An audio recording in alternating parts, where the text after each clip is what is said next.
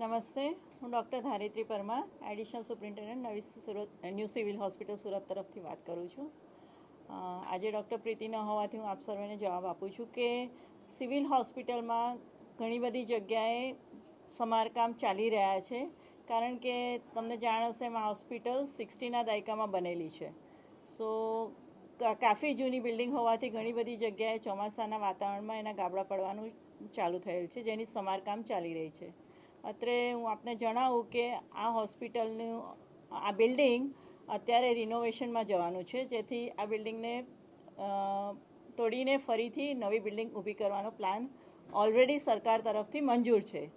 અમે રાહ જોઈ રહ્યા છીએ કે અમારા નવા ઓપરેશન માટે ઓપરેશન થિયેટર અમને કબજામાં મળી જાય તો અમે એ બિલ્ડિંગમાં શિફ્ટ કરી અને આ બિલ્ડિંગને સંપૂર્ણતઃ રિનોવેશનમાં લઈ શકીએ. બેન, ડાયાલિસિસ વિભાગમાં આજથી થોડા દિવસ પહેલા પણ પોપડા પડ્યા હતા દર્દીની ઉપર. હજી પણ પોપડા પડવાનું યથાવત છે ને એવામાં જેક મારવામાં આવ્યા છે. શું 4 માળનું બિલ્ડિંગ આટલા જેક પર ટકી શકે ખરું? આ બાબતે હું જણાવીશ કે ડાયાલિસિસ બિલ્ડિંગમાં ઘણી વખત પોપડાની પ્રોબ્લેમ થયેલો છે. અત્યારે જે થયો એ કદાચ જૂનો પ્રોબ્લેમ છે, પરંતુ એમાં સમારકામ થઈ ગયું છે અને ડાયાલિસિસ બિલ્ડિંગને શિફ્ટ કરવા માટે એક્સપર્ટની જરૂર પડે છે.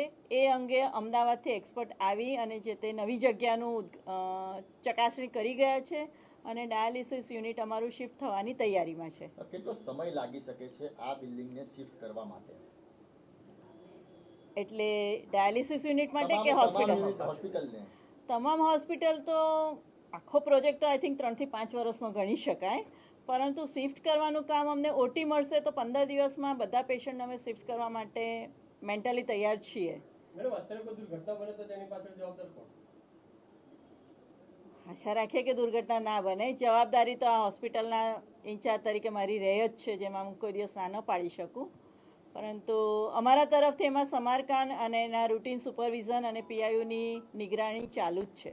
બેન, તમે બી ડૉક્ટર છો, તમે બી સારવાર આપો છો, સેવાઓ આપો છો, નર્સો છે, કેટલાક પેશન્ટ બી અંદર છે, પેશન્ટના રિલેટિવ છે. આપના જીવ પર બી જોખમ તરાઈ રહ્યું છે. ગમે ત્યારે ઘટના ઘટે તો તમને પણ નુકસાન થઈ શકે છે. તો તમે કોઈ સરકારને ઉગ્ર રજૂઆત કરી શકો કે નહીં કરી શકો કે શિફ્ટ જલ્દીથી જલ્દી કરવામાં આવે?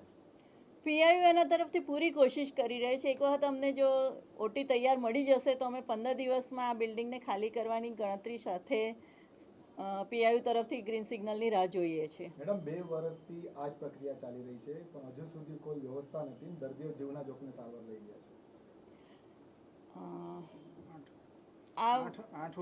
8 ઓટી રેડી થઈ ગયા છે, 4 ઓટી રેડી થવાનું છે.